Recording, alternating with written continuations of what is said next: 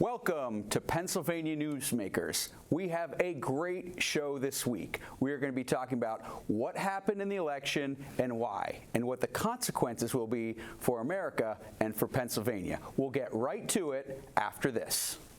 Welcome to the fast-paced and unrehearsed weekly discussion featuring the leaders who help shape your world. Join us as we address the issues that impact you each and every day. This is Pennsylvania Newsmakers. And now, here's your host. Welcome to Pennsylvania Newsmakers. We have a great show this week.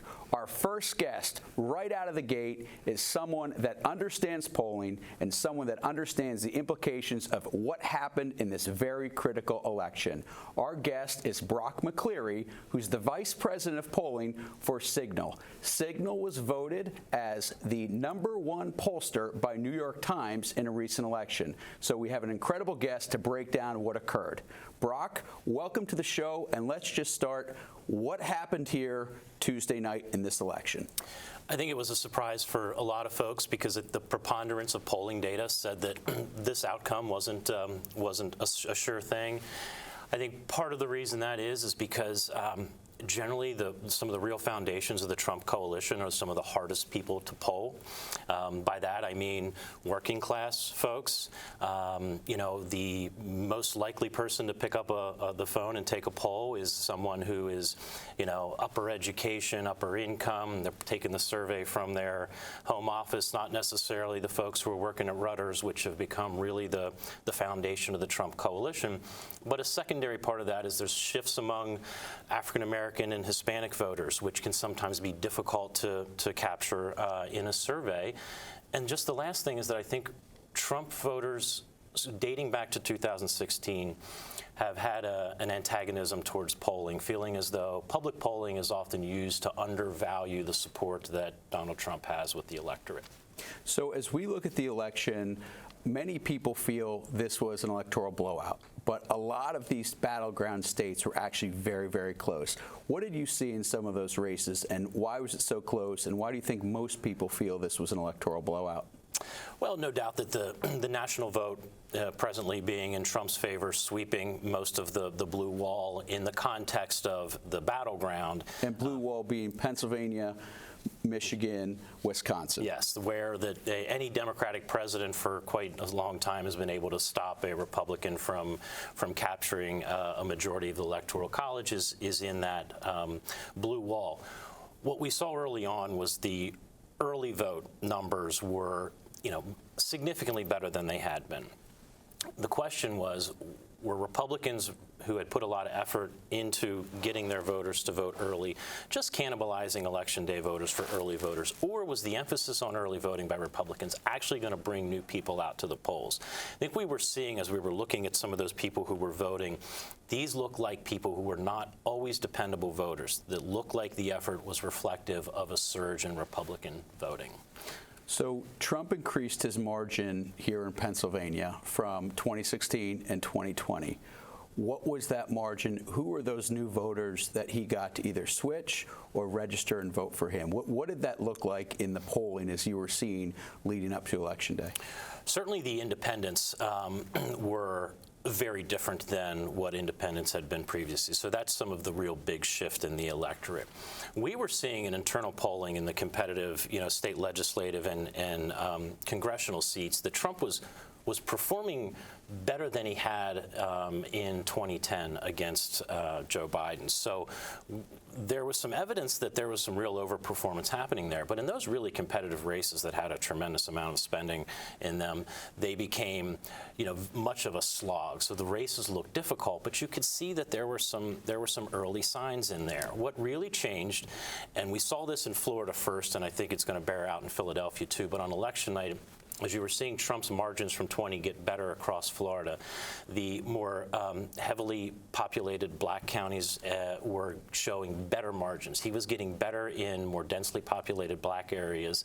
And if you extrapolated that to North Carolina, Georgia and in Pennsylvania, I think that the minority vote had a lot to do with the outcome.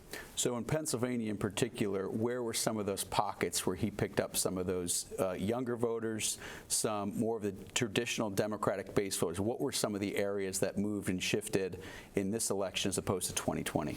Yes, really it's important areas. This was not an election where the more Republican counties got significantly more Republican. That's not what changed. The counties that had the biggest change for Trump from 20 were some heavily populated areas: Center County, Bucks County, Lehigh. So Center County being State College, Penn State. Yep.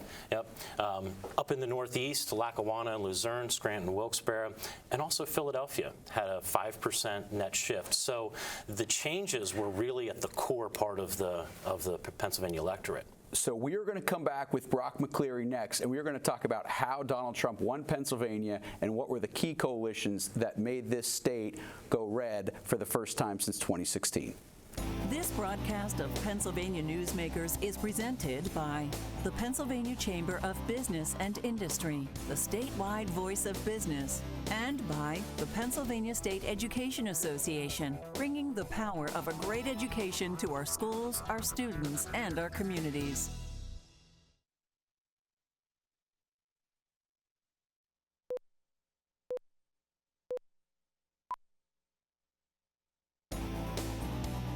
This broadcast of Pennsylvania Newsmakers is brought to you by the Pennsylvania Highway Information Association, the go-to source to learn about transportation projects and issues. Please visit pahighwayinfo.org. And by the Pennsylvania Manufacturers Association. Business in Pennsylvania is our business. And we're back with Pennsylvania Newsmakers here with Brock McCleary of Cygnal Polling, talking about why Donald Trump won Pennsylvania, the most coveted prize in the country in terms of electoral votes, the battleground of battleground. So, Brock, why did Donald Trump ultimately win Pennsylvania? From a demographic perspective, he did significantly better among young voters and Gen X voters than Republican president ever done. A lot of his strength in early polling that put him sort of on the cusp was hinged a lot on whether young voters, particularly young men, were going to move to him and actually turn out to vote. The other thing is that you just saw through October that the Harris had kind of lost some steam, and that Trump was continuing to sort of trend steadily upwards. But when we went back and looked at where Kamala Harris's image among voters ended versus where Joe Biden's ended right before the 20 election, you could see that Biden was significantly popular than this challenger was for Trump.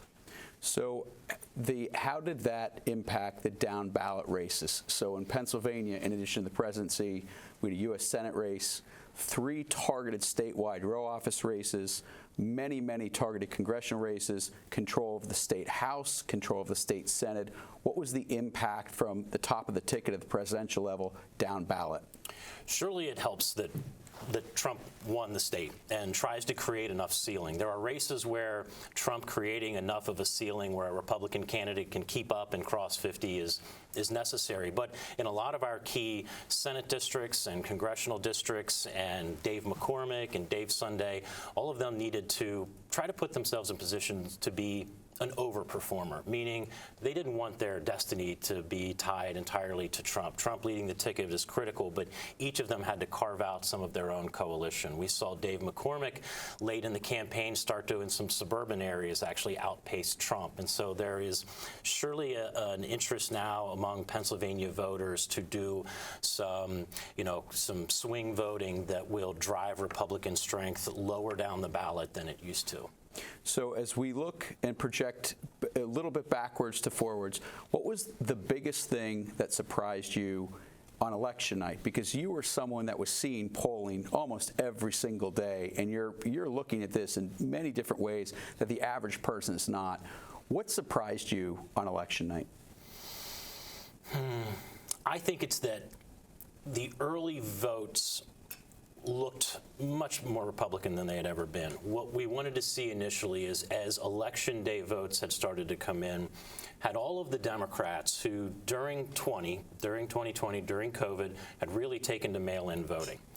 Were they simply now going to go back to Election Day voting? Where were they? We assume that as soon as the Election Day votes start to get dumped on the early votes, you're going to see this thing level out. And when Democratic strength wasn't there early on the Election Day votes, we began to see that the early vote was going to be representative of the outcome. So what lessons can we learn from this election to future elections? Because polling is constantly evolving. Yeah, the challenge is under the microscope even a little more now, and it is that Americans live their lives in and get information in lots of different ways, very stratified. And so the old techniques of polling, where you simply call someone, have a 15-minute conversation with a live individual, is not how the hardest of demographics want to take a survey. They'd rather take them online. They'd rather get them in a text. And so for pollsters, the challenge is if you're going to continue to have a representative sample of the electorate, you need to work even harder to make sure that you get the hardest to contact voters into your survey.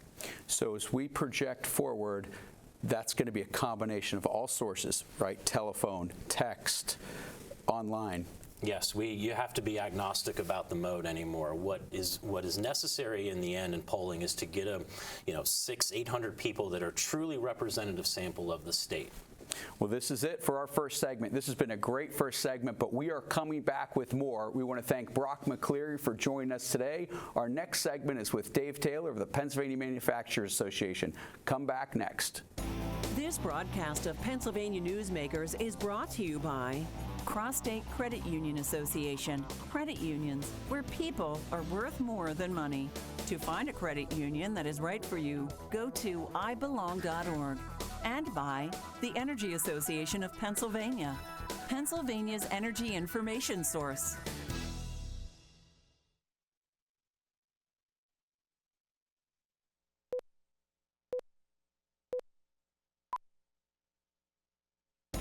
This broadcast of Pennsylvania Newsmakers is brought to you by the Association of Pennsylvania State College and University Faculties, representing the faculty and coaches who are devoted to providing quality public higher education for Pennsylvania's college students. Welcome back to the Pennsylvania Newsmakers. We are here with Dave Taylor, the President and CEO of the Pennsylvania Manufacturers Association. Dave, we were just talking to a leading pollster about what happened nationally and what happened in Pennsylvania. So now what? So we've seen a lot of the election results. There are some still outstanding. But what does a Trump presidency, a Senate that just went Republican, and a U.S. House that looks likely to go Republican, what does that mean for business in America right now? Because every election has consequences. How does this play out from a business perspective nationally? Well, thank you, Luke. I mean, it creates tremendous opportunities, and I would think that at the top of that list would be the potential renewal of the 2017 Tax Cuts and Jobs Act. And that tax reform was very important for manufacturers in particular for a number of reasons. First of all, it took the U.S. corporate rate down to the average of our international competitors. We had been much higher than that, and that put America at a competitive disadvantage. It also eliminated the tax penalty for American businesses bringing their earnings from overseas back to reinvest in the United States. That was a totally perverse thing, and that this law fixed that. And the other thing that was very important for manufacturers who are, capital intensive, like we need a lot of stuff to make things, that the Tax Cuts and Jobs Act accelerated depreciation. So under tax law, as stuff wears out year by year, that businesses are allowed to deduct a certain percentage. Well, this accelerated depreciation brings all of the tax benefit forward in time, and in a lot of cases, that makes it possible for the business to purchase the equipment to start with. And so if yes. I'm the average person sitting at home, yes. and what does that really mean for the economy? What does that really mean for me? Well, absolutely. Well, what it means is that our businesses will be healthier and that they'll have more tools to do the job, because every time you expand production capacity at a business, well, you use it.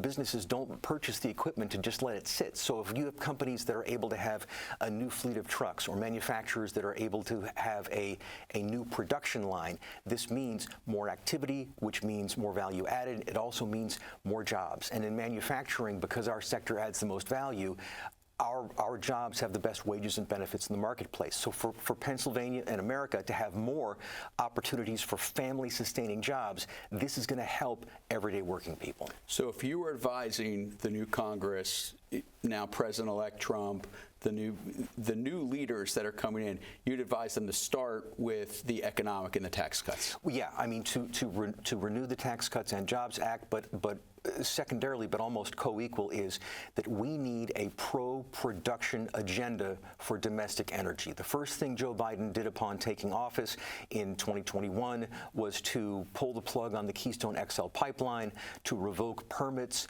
that had been granted in the North Slope of Alaska for harvesting petroleum. We've had the federal government essentially waging war on domestic energy, and that we need that. We not only need that to stop, which I know that it will, but we also need the federal government to support and encourage the deployment of domestic energy infrastructure to get that American energy from where it's harvested, where it's produced, to the downstream customers that can benefit from it. I would argue that states that have been thwarting pipeline development are in violation of the Interstate Commerce Clause. So having a federal government that is serious about American energy independence and American energy security, this is going to be very important for consumers, because you want to lower prices for people's utilities. If you want to fight inflation and lower the cost of creating goods, this is how you do it.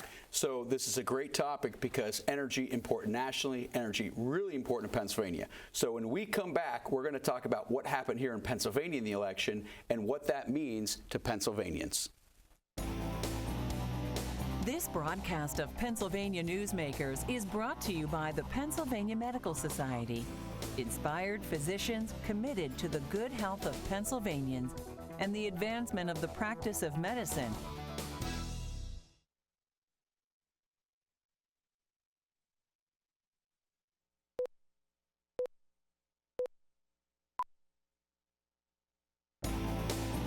This broadcast of Pennsylvania Newsmakers is brought to you by Pennsylvania American Water. We keep life flowing across the Keystone State. And we are back with Pennsylvania Newsmakers, with a newsmaker himself, Dave Taylor, President CEO, Pennsylvania Manufacturers Association. And we're just talking about what happened in the election nationally, and now we're transitioning to what happened in the election in Pennsylvania. Dave, what happened in Pennsylvania in terms of the results? Well, so as you saw down ballot, we know President Trump won the state. What happened underneath that race?